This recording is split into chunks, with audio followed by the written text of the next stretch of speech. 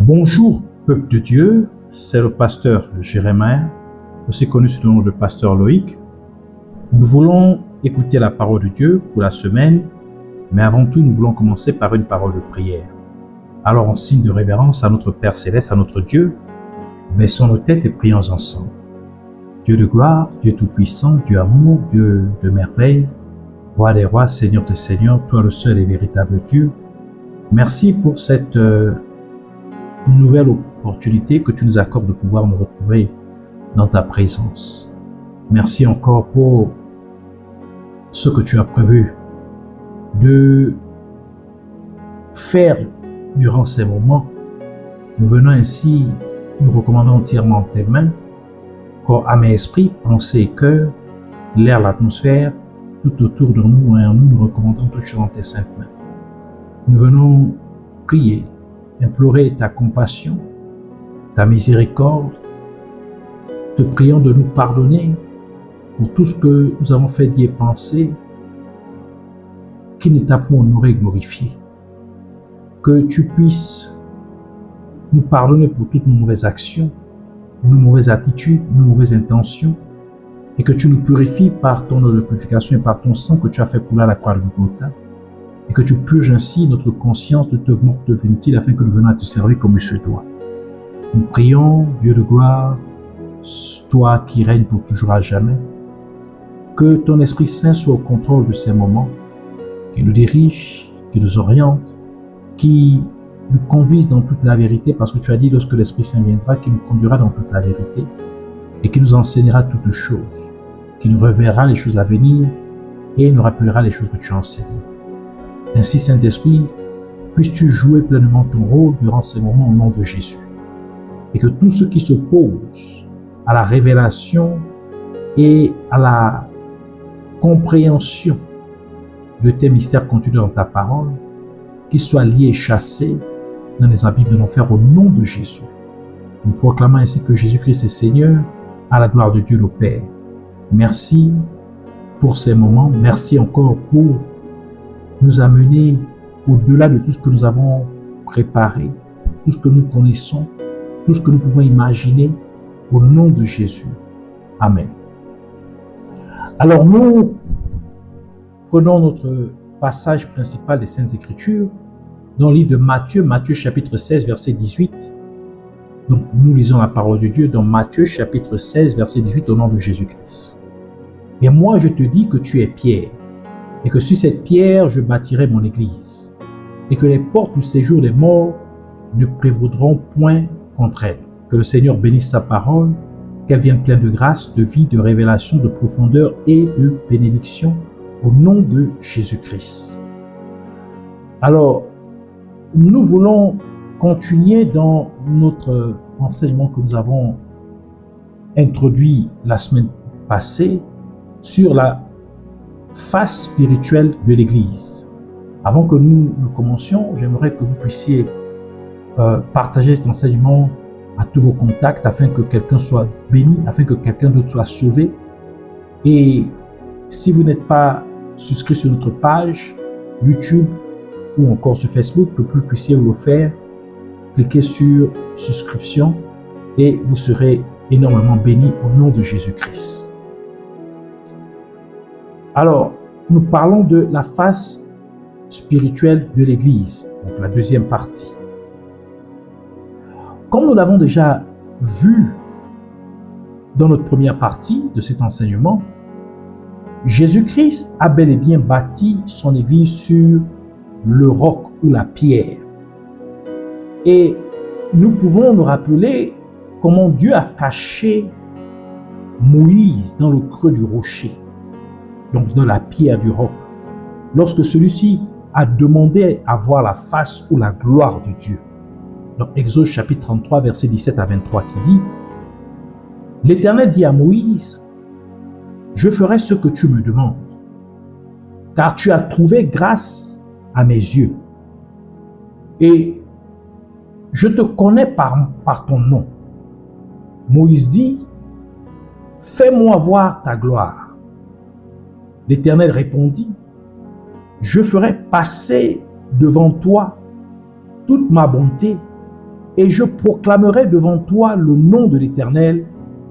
Je fais grâce à qui je fais grâce, et miséricorde à qui je fais miséricorde. L'Éternel dit, tu ne pourras pas voir ma face, car l'homme ne peut me voir et vivre. L'Éternel dit, voici un lieu près de moi, tu te tiendras sur le rocher. Quand ma gloire passera, je te mettrai dans un creux du rocher et je te couvrirai de ma main jusqu'à ce que j'ai passé. Et lorsque je retournerai ma main, tu me verras par derrière, donc de dos. Mais ma face ne pourra pas être vue. De ce fait, Moïse, qui représente l'ancienne alliance, ou encore l'Ancien Testament, a vu le dos de Dieu. Tandis que la nouvelle alliance a vu Dieu face à face. Et Dieu a conservé la requête de Moïse dans sa main. Parce que Moïse voulait voir la gloire de Dieu. Il voulait voir la face de Dieu. Donc, Dieu a préservé cette requête de Moïse. Car Jésus-Christ déclare que ce qu'il tient dans sa main, personne ne peut lui enlever. Jean chapitre 10, verset 28 qui dit, « Je leur donne la vie éternelle et elles ne périront jamais et personne ne les ravira de ma main. » Donc, ce que Dieu garde dans sa main, détient dans sa main, personne ne peut le lui arracher, personne ne peut le lui ravir. Le fait que Moïse était sur le rocher et que Dieu l'ait caché dans le creux du rocher nous révèle que la gloire de Dieu ne se manifeste pas n'importe comment, mais que c'est dans l'Église qu'elle est accessible. Par conséquent, si vous faites partie de l'Église de Dieu, vous avez droit à la gloire de Dieu. Ainsi, puisque Moïse était caché dans le creux du rocher, Dieu devait passer par là. Donc Dieu devait visiter là où Moïse était caché. Cela implique que lorsqu'une personne est cachée dans le rocher, Dieu doit passer par là.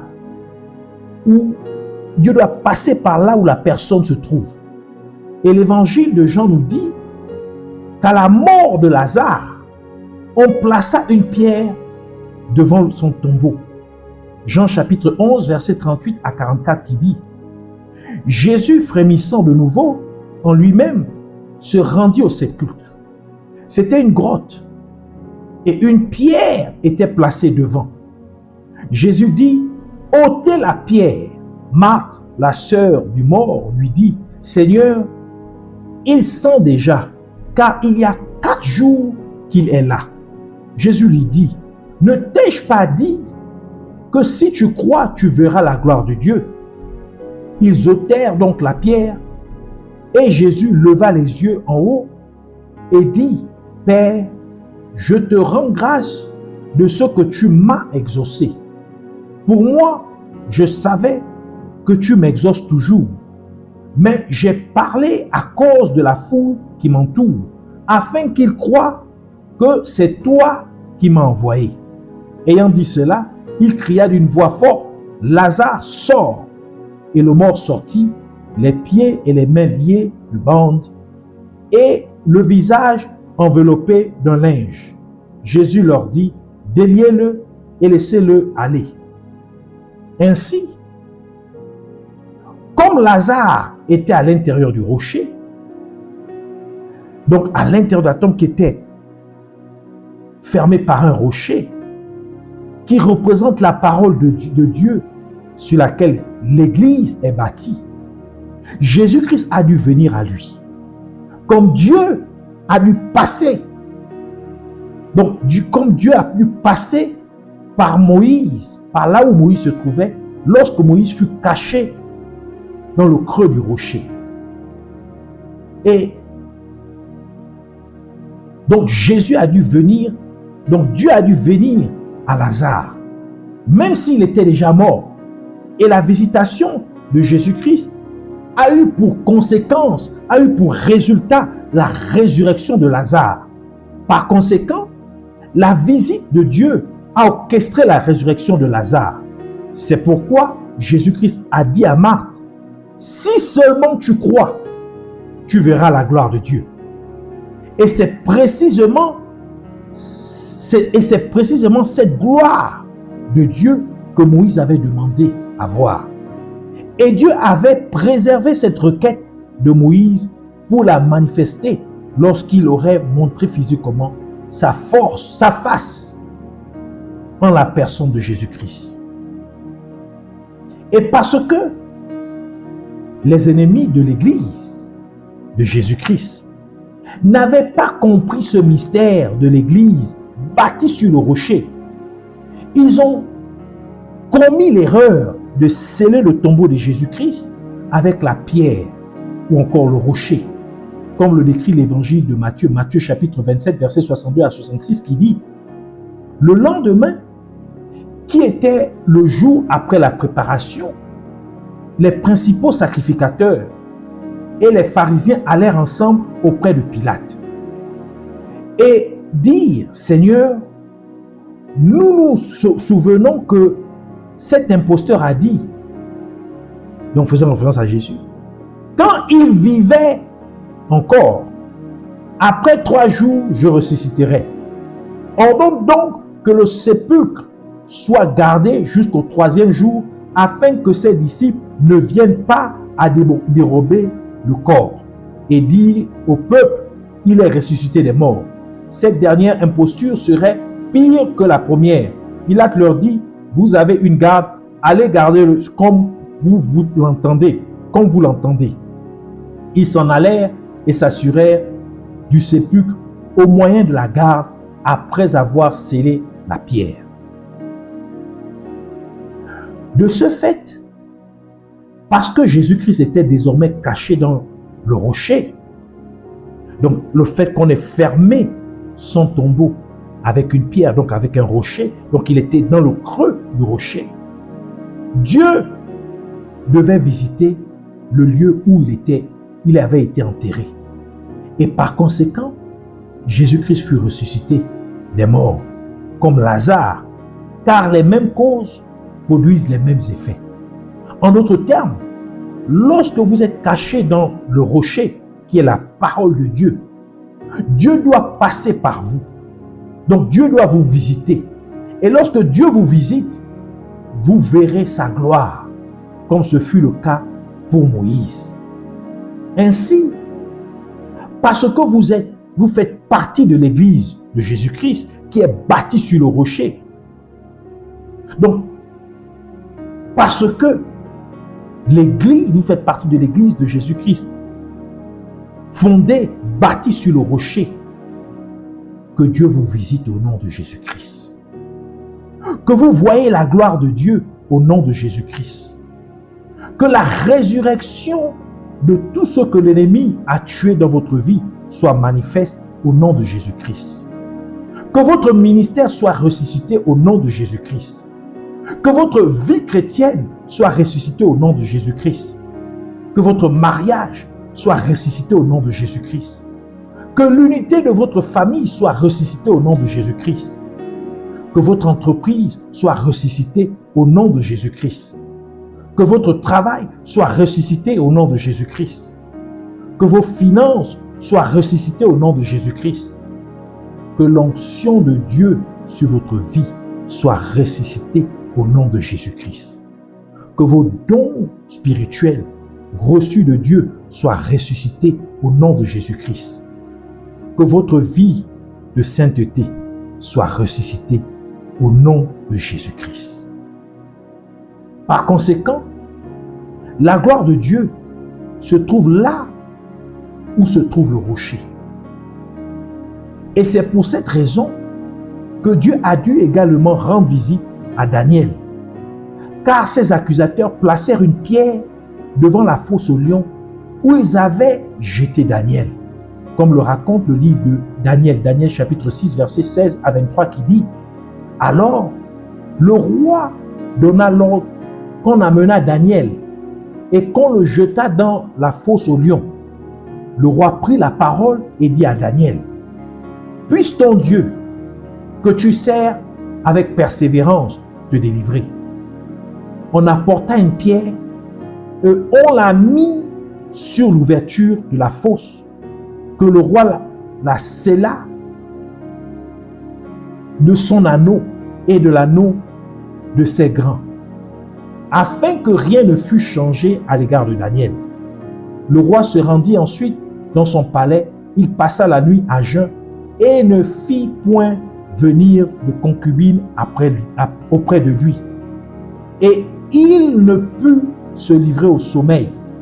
Le roi se leva au point du jour avec l'aurore, et il alla précipitamment à la fosse aux lions.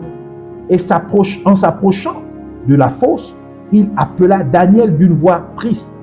Le roi prit la parole et dit à Daniel, « Daniel, serviteur du Dieu vivant, ton Dieu que tu sers avec persévérance, a-t-il pu te délivrer des lions ?»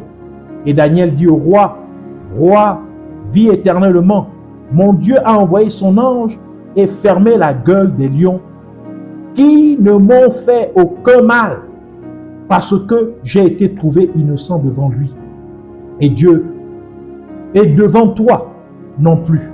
Ô roi, je n'ai rien fait de mauvais. » Alors le roi fut très joyeux et il ordonna qu'on fît sortir Daniel de la fosse. Daniel fut retiré de la fosse et on ne trouva sur lui aucune blessure parce qu'il avait eu confiance en Dieu.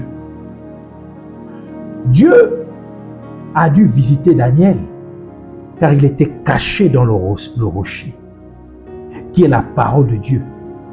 Et Daniel a été ainsi délivré de la mort.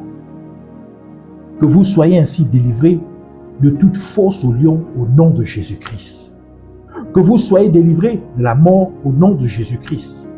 Que vos accusateurs vous remplacent dans la fosse aux lions qu'ils avaient préparée contre vous au nom de Jésus-Christ.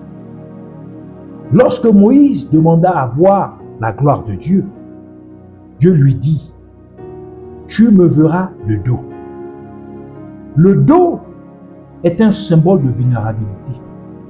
Car autrefois, les soldats étaient protégés par leur armure des pieds à la tête.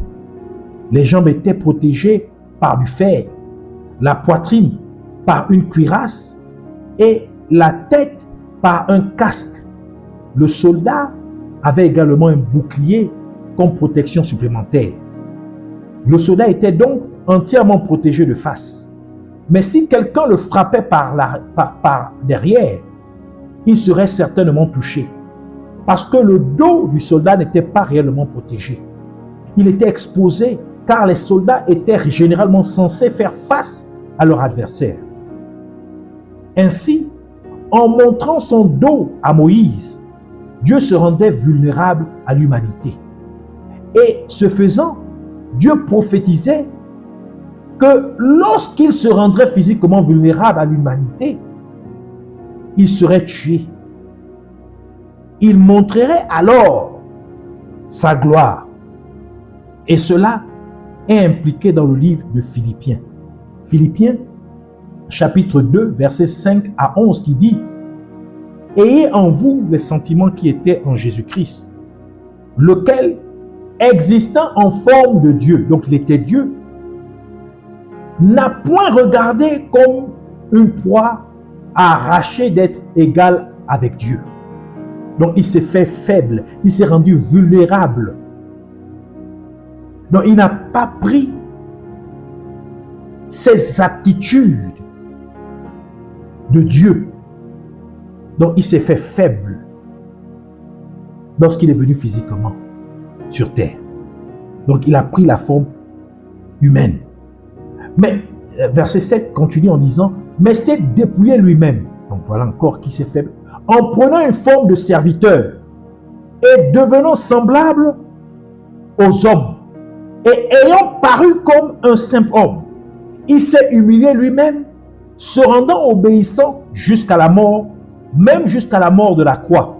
C'est pourquoi aussi Dieu l'a souverainement élevé et lui a donné le nom qui est au-dessus de tout nom, afin qu'au nom de Jésus, tout genou fléchisse dans les cieux, sur la terre et sous la terre, et que toute langue confesse que Jésus-Christ est Seigneur, à la gloire de Dieu le Père.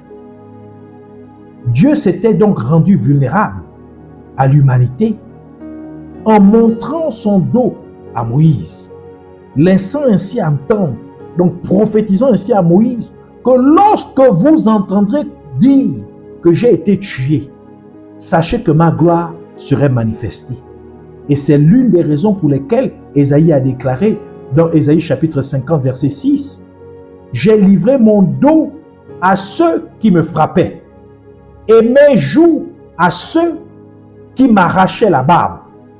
Je n'ai pas dérobé mon visage aux ignominies et aux crachats. » De ce fait, en venant physiquement sur terre, en la personne de Jésus-Christ, Dieu s'est rendu vulnérable à l'humanité afin de pouvoir racheter l'humanité en étant crucifié, manifestant ainsi sa gloire. Cela signifie que la véritable gloire de Dieu s'est manifestée dans l'accomplissement de son plan de salut pour l'humanité. Et cela est bien illustré par le fait que lorsque Jésus-Christ mourut sur la croix, les rochers se fendirent et de nombreuses personnes revinrent à la vie. Donc, elles ont été ressuscitées.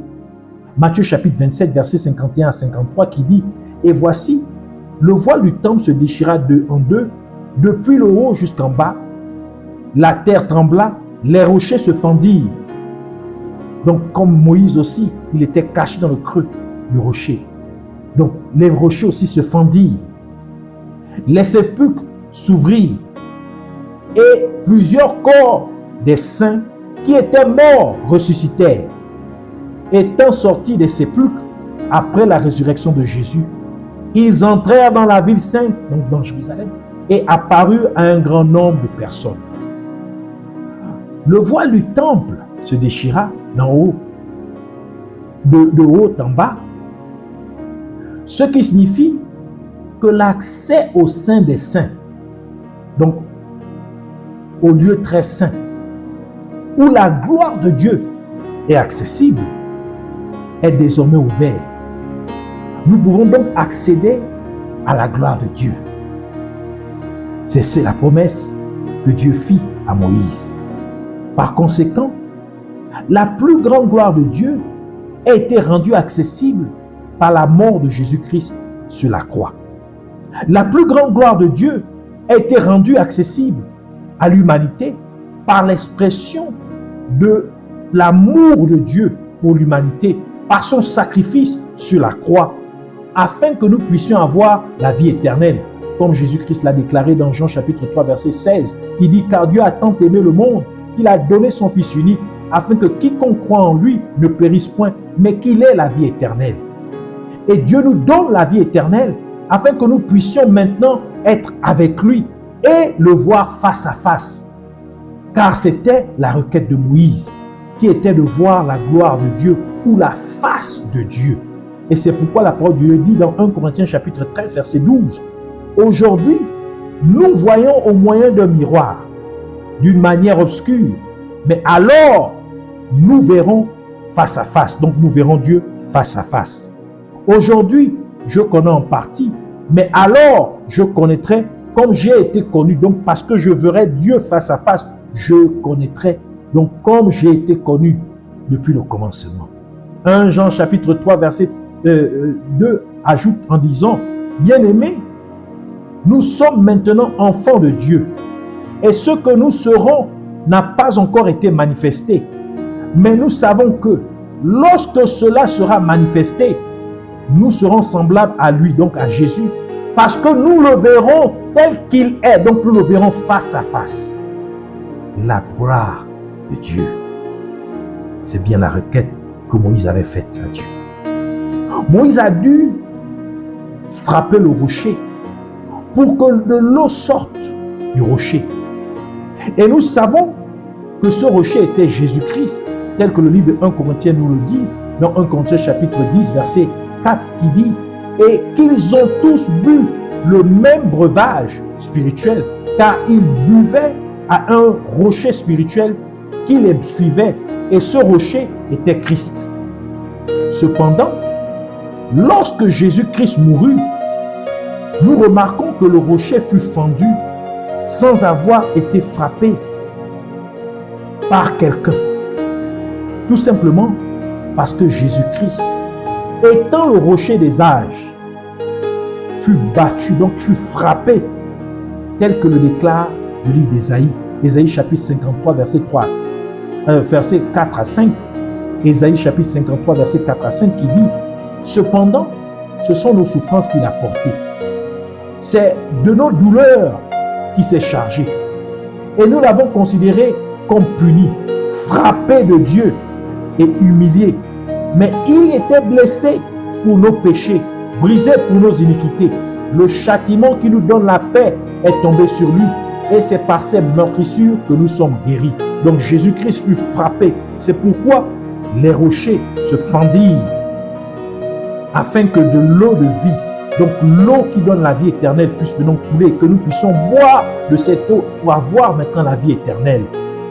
Comme Moïse frappa le rocher afin que le peuple d'Israël puisse s'abreuver au rocher. Ainsi, parce que nous n'avons pas eu à frapper le rocher de la même manière que Moïse le fit, nous avons donc de l'eau gratuitement. Et c'est pourquoi le prophète Ésaïe ajoute dans Ésaïe chapitre 55 verset 1 « Vous tous qui avez soif, venez aux eaux. Mais même celui qui n'a pas d'argent, donc qui vient boire et recevoir gratuitement la vie éternelle, il dit venez acheter et manger, venez acheter du vin et du lait sans argent, sans rien payer. Donc venez recevoir la vie éternelle gratuitement. Il suffit seulement de croire en Jésus. Josué a déclaré que le rocher serait un témoin. Josué chapitre 24, verset 26 à 27 qui dit « Josué écrivit ces choses dans le livre de la loi de Dieu. Il prit une grande pierre qu'il dressa là sous le chêne qui était dans le lieu consacré à l'Éternel. Josué dit à tout le peuple, « Voici, cette pierre servira de témoin contre nous, car elle a entendu toutes les paroles que l'Éternel nous a dites. Elle servira de témoin contre vous, afin que vous ne soyez pas infidèles à votre Dieu. » Cela implique que l'Église de Jésus-Christ est un témoin, parce que l'Église est bâtie sur la pierre. Car Jésus a dit à Pierre, tu es Pierre, et je te dis, sur cette pierre, je bâtirai mon Église. Donc, l'Église est un témoin qui peut entendre, qui a des oreilles pour entendre. Et le livre de Zacharie révèle que la pierre a aussi des yeux. Zacharie chapitre 3, verset 9 qui dit, « Car voici, pour ce qui est de la pierre que j'ai placée devant Josué, il y a 7 yeux sur cette seule pierre.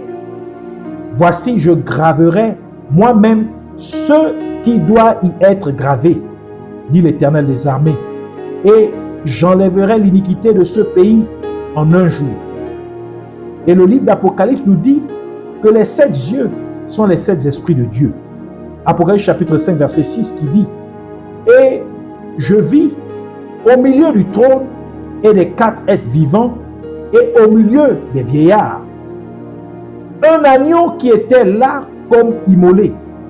Il avait 7 cornes et 7 yeux qui sont les 7 esprits de Dieu envoyés par toute la terre. Ainsi, le rocher a des oreilles pour entendre et des yeux pour voir, afin d'être un témoin fidèle. Et c'est pourquoi les 7 esprits de Dieu sont envoyés sur toute la terre pour témoigner. Et ces 7 esprits de Dieu sont précisément ceux dont est composé le Saint-Esprit, tels qu'ils sont énumérés dans le livre d'Ésaïe, Ésaïe chapitre 11, verset 2 qui dit l'Esprit de l'Éternel reposera sur lui. Donc 1, l'Esprit de l'Éternel, l'Esprit de sagesse 2 et d'intelligence 3, l'Esprit de conseil 4 et de force 5, Esprit de connaissance 6 et de crainte de l'Éternel 7. Donc 7 esprits de Dieu qui forment le Saint-Esprit. Donc l'Esprit, le Saint-Esprit même, l'Esprit Saint. Cela nous révèle donc que par le Saint-Esprit présent dans l'Église, l'Église peut entendre vos difficultés. Par le Saint-Esprit, l'Église de Jésus-Christ peut voir vos douleurs, peut voir vos peines, peut voir vos souffrances. Par conséquent, lorsque vous rencontrez des difficultés, venez à l'Église pour les présenter à Dieu. Et c'est ce que Anne fit lorsqu'elle ne pouvait enfanter. Elle apporta son problème au temple de Dieu. Et elle donna naissance au prophète Samuel. Et nous pouvons nous rappeler que lorsque Jésus-Christ s'apprêtait à ressusciter la fille de Jairus, il n'autorisa que Pierre, Jacques, Jean, ainsi que le père et la mère de l'enfant à être présents, comme le précise l'évangile de Marc. Marc chapitre 5, verset 36 à 42 qui dit « Mais Jésus, sans tenir compte de ces paroles, dit au chef de la synagogue, donc à Jairus, « Ne crains pas, crois seulement. » Et il ne permit à personne de l'accompagner, si ce n'est à Pierre, à Jacques et à Jean, frères de Jacques. Ils arrivèrent à la maison du chef de la synagogue où Jésus vit une foule bruyante et des gens qui pleuraient et poussaient de grands cris. Il entra et leur dit, « Pourquoi faites-vous du bruit et pourquoi pleurez-vous? L'enfant n'est pas morte, mais elle dort. » Et il se moquait de lui. Alors, ayant fait sortir tout le monde, il prit avec lui le père et la mère de l'enfant et ceux qui l'avaient accompagné, c'est-à-dire Jean, Jacques et Pierre. Et il entra là où était l'enfant. Et il la saisit par la main et lui dit, « Talitha koumi », ce qui signifie « Jeune fille, lève-toi, je te le dis ». Aussitôt la jeune fille se leva et se mit à marcher, car elle avait 12 ans. Et ils furent dans un grand étonnement. Jésus-Christ demanda à Pierre d'être présent, car Pierre représentait l'Église. Pierre devait donc être témoin du miracle qui devait être accompli. Que l'Église soit ainsi témoin de votre miracle au nom de Jésus-Christ. Que l'Église soit témoin de votre délivrance au nom de Jésus-Christ. Que l'Église soit témoin de votre percée au nom de Jésus-Christ. Que l'Église soit témoin du salut de toute votre famille au nom de Jésus-Christ. Par l'intermédiaire du rêve de Nebuchadnezzar, le prophète Daniel nous a révélé que la pierre détruira tout royaume du monde. Autrement dit, la pierre sur laquelle l'Église est bâtie détruira le royaume des ténèbres.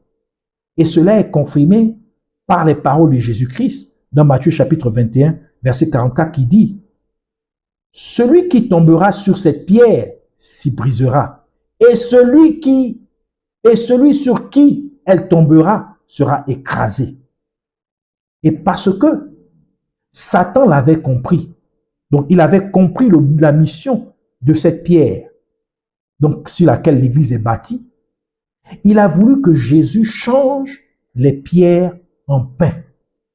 Mais Jésus-Christ le réprimanda dans Matthieu chapitre 4, verset 3 à 4, qui dit « Le tentateur s'étant approché lui dit « Si tu es fils de Dieu, ordonne que ces pierres deviennent des pains. » Jésus répondit « Il est écrit, l'homme ne vivra pas de pain seulement, mais de toute parole qui sort de la bouche de Dieu. » Donc, puisque la pierre est fondée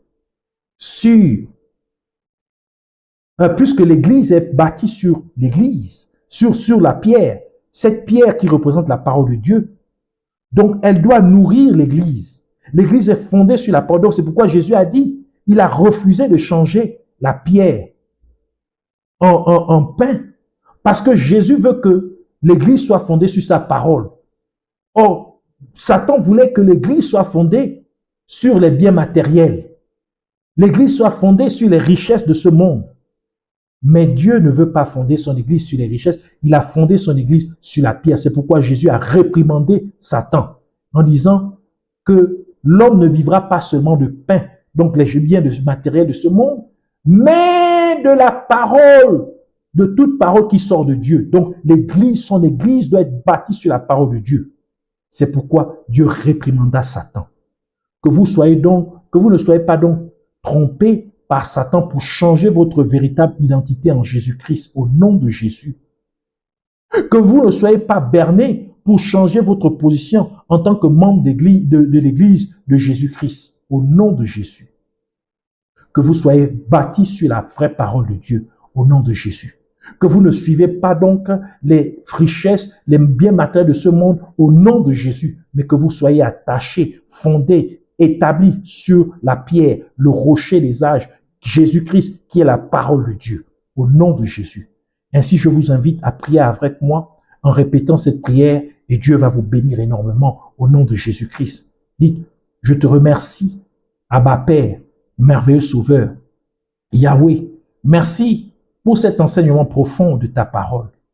Et parce que je suis en Jésus-Christ, qui est la tête de l'Église, je fais ainsi partie de l'Église de Jésus-Christ. Et parce que l'Église est bâtie sur le roc, donc sur le rocher, je suis donc caché dans le creux du rocher. Je décrète ainsi que Dieu me visite comme il visita Moïse au nom de Jésus-Christ. Je décrète que je vois la gloire de Dieu au nom de Jésus-Christ. Et de la même manière que Dieu visita Lazare et que Lazare fut ressuscité, je déclare ainsi que tout ce que l'ennemi a tué dans ma vie est ressuscité au nom de Jésus-Christ. Je décrète que mon ministère est ressuscité au nom de Jésus. Ma vie chrétienne est ressuscitée au nom de Jésus-Christ. Mon mariage est ressuscité au nom de Jésus-Christ. L'unité de ma famille est ressuscitée au nom de Jésus-Christ. Mes affaires sont ressuscitées au nom de Jésus-Christ. Je décrète que mon mariage, mon travail est ressuscité au nom de Jésus-Christ. Mes finances sont ressuscitées au nom de Jésus-Christ. Je décrète que l'onction de Dieu sur ma vie est ressuscitée au nom de Jésus. Mes dons spirituels attribués par Dieu sont ressuscités au nom de Jésus. Ma vie de sainteté est ressuscitée au nom de Jésus-Christ. Et de la même manière que Daniel fut délivré de la fosse au lion, grâce au rocher placé à l'entrée de la fosse, que je déclare ainsi que également je suis délivré de toute fosse au lion au nom de Jésus-Christ. Je suis délivré de toute forme de mort au nom de Jésus-Christ. Et je décrète que mes accusateurs me remplacent dans la fosse au lion qu'ils avaient préparée pour moi au nom de Jésus-Christ. Et parce que l'Église est un témoin fidèle, je décrète donc qu'elle est témoin de mes miracles au nom de Jésus-Christ. Je décrète qu'elle est témoin de ma délivrance au nom de Jésus. L'Église est témoin de ma percée au nom de Jésus-Christ. Je déclare que l'Église est témoin du salut de toute ma famille au nom de Jésus-Christ. Je te remercie, Père Céleste, perfectionneur de ma destinée, Yahweh. Merci car cela est accompli au nom de Jésus-Christ. Je te donne ainsi toute la louange et toute l'adoration pour toujours et à jamais au nom de Jésus-Christ. Amen.